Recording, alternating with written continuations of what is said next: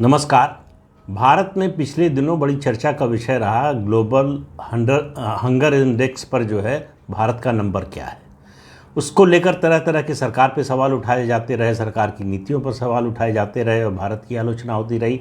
जो भारतीय हैं उसमें सबसे आगे बढ़ चढ़ कर बताते रहे कि भारत में कैसे भूखमरी है। जिस देश में 80 करोड़ लोगों को मुफ्त राशन दिया गया कोरोना जैसी महामारी के समय में, किसी को भूखा से नहीं सोने दिया गया, उसका नंबर जो है ग्लोबल हंगर इंडेक्स पर नीचे है। और श्रीलंका, जहां भारत ने जिसको 40,000 टन चावल मुफ्त दिया कि उसके लोग भूखे न सो सकें, उसका नंबर जो है भारत से बहुत ऊपर है। मतलब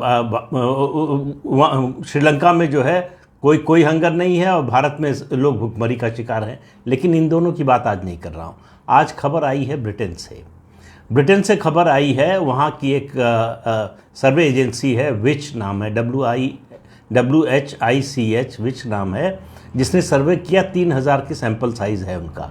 और 3,000 के सैंपल साइज़ पर एतराज़ मत कीजिएगा, क्योंकि 140 करोड़ के भारत देश पर जो हंगर इंडेक्स का ग्लोबल हंगर इंडेक्स का सर्वे हुआ, वो भी सैंपल साइज़ सिर्फ 3,000 का था। तो इसलिए ब्रिटेन की आबादी को देखते हुए बहुत बड़ा सैंपल साइज़ है। तो उसका कहना है कि ब्रिटेन में आधे लोग अपना मील कट कर रहे हैं, यानी भोजन दोपहर का करें तो रात का ना करें, रात का करें तो दोपहर का ना करें, एक मील स्किप कर रहे हैं। और जो आधे लोग खा रहे हैं दोनों वक्त का खाना, वो हेल्दी फूड जो है उसमें कमी कर रहे हैं, उसमें कटौती कर रहे हैं।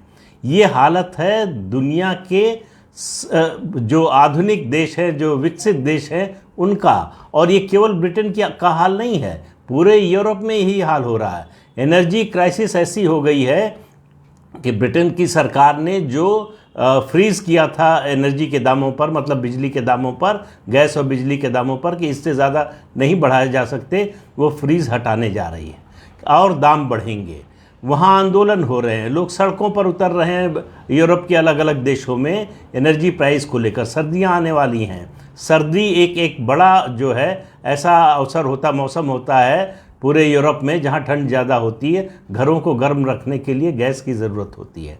यूक्रेन और रूस के युद्ध के कारण, उसमें यूरोप के कूदने के कारण नतीजा ये हुआ है कि रूस से उनको गैस और जो है तेल मिलना कम हो गया है या बंद हो गया है, और महंगे दर पर लेना पड़ रहा है। उसके लिए दूसरे देशों से खरीदना पड़ रहा है। अमेरिका, जो इस लड़ाई में यूक्रेन के साथ है, जो इस लड़ाई को एक तरह से प्रॉक्सी रूप में वही चला रहा है, वो रूस से सस्ता तेल खरीद रहा है और यूरोप के देशों को महंगा बेच रहा है।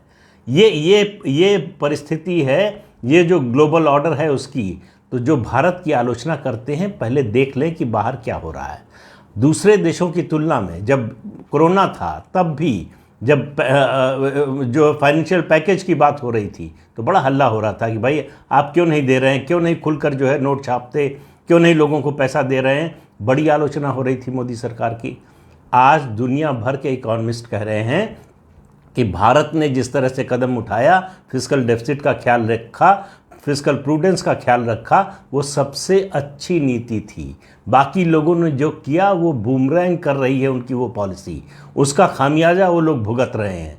तो इसलिए जो है भारत के किसी ऐसे इंडेक्स में नाम देखने पर, एक और इंडेक्स आया था, हैप्पीनेस इंडेक्स, आपको याद होगा। भारत जो है उस तालिका में सबसे नीचे के कुछ देशों में शामिल था और श्रीलंका जो है बहुत ऊपर था। आप देखिए श्रीलंका में क्या हालत है और भारत में क्या हालत है। तो इसलिए ऐसी तुलना करने से पहले, ऐसे प्रचार में पड़ने से पहले, ऐसे प्रचारवादियों के झांसे में आने से पहले, आप कौवा कान ले गया तो कौवे के पीछे मत दौड़िए, पहले अपना कान देख लीजिए है कि नहीं। तो जो ब्रिटेन से, यूरोप से खबरें आ रही हैं, वो बड़ी भयानक खबरें हैं। ये भारत के लिए, और भारत में जो लोग हर समय रोते रहते हैं, उनके लिए एक सबक है कि हम दुनिया के तमाम विकसित देशों की तुलना में बेहतर हैं। हमारी अर्थव्यवस्था सबसे तेज़ी से ग्रो करने वाली अर्थव्यवस्था है दुनिया में इस समय। वो 6% हो, 6.5 हो, 7 हो, इस पर बहस हो सकती है, लेकिन हम सबसे तेज़ी से बढ़ने वाली अर्थव्यवस्था है, इस पर कोई शक नहीं है। हमारी जो करेंसी है, डॉलर के मुकाबले हमारी करेंसी जरूर डिप्रिशिएट हुई है, लेकिन दूसरी देशों की करेंसी, चाहे आप ब्रिटेन की कर लें, जापान की, जर्मनी की, फ्रांस की, इन सब की करेंसी हमारी तुलना में ज़्यादा डिप्रिशिएट हुई है। और बाकी डॉलर के अलावा जो बाकी करेंसीज हैं उनकी तुलना में एप्रिशिएट हुई है। तो भारत आर्थिक रूप से, सामाजिक रूप से बहुत बेहतर स्थिति में है। उसकी आलोचना करने से पहले, उस पर उंगली उठाने से पहले, उस पर आरोप लगाने से पहले एक बार सोच लीजिए कि सच्चाई क्या है। सच्चाई को देखकर फिर बोलिए। तो आज के अंक में इतना ही। अगले अंक में फिर मिलेंगे किसी नए मुद्दे के साथ। नमस्कार।